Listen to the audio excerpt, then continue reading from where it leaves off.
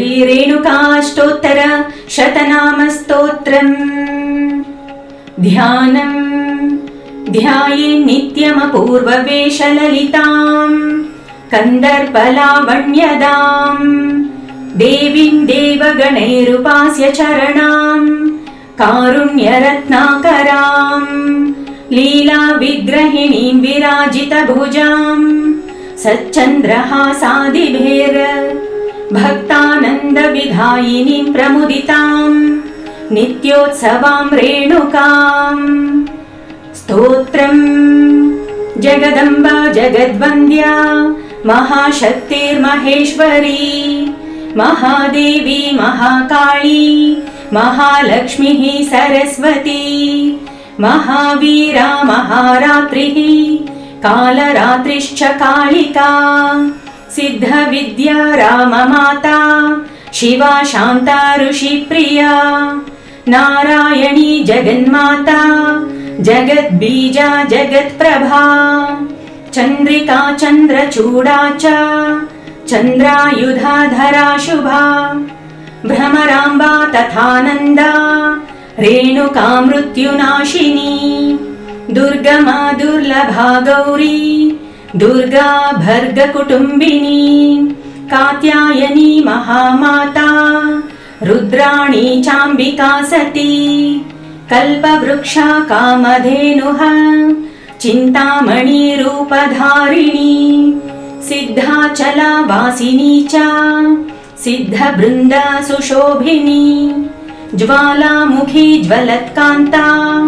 ज्वाला प्रज्वला रूपिणी अजापिनाकिनी भद्रा विजया विजयोत्सवा कुष्ठरोगा हरा दीप्ता दुष्टासुरा गर्वमर्दिनी सिद्धिदा बुद्धिदा शुद्धा नित्या नित्या तपः प्रिया निराधारा निराकारा निर्माया च शुभप्रदा अपर्णा च अन्नपूर्णा च पूर्णचन्द्रा निभानना कृपाकरा खड्गहस्ता छिन्नहस्ता चिदम्बरा चामुण्डी चण्डिकानन्ता रत्नाभरणभूषिता विशालाक्षी च कामाक्षी मीनाक्षी मोक्षदायिनी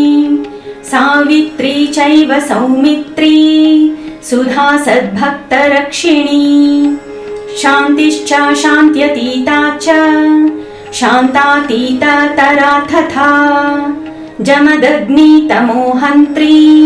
धर्मार्थ काममोक्षदा कामदा कामजननी मातृका सूर्यकान्तिनी मन्त्रसिद्धिर्महातेजा मातृमण्डला वल्लभा लोकप्रिया रेणुतनया भवानी रौद्ररूपिणी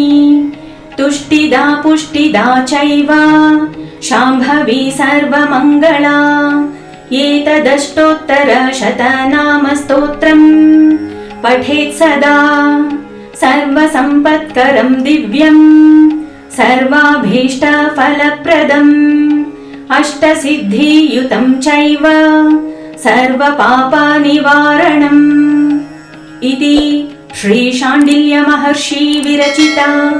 श्रीरेणुकादेव्या अष्टोत्तरशतनामावलिः।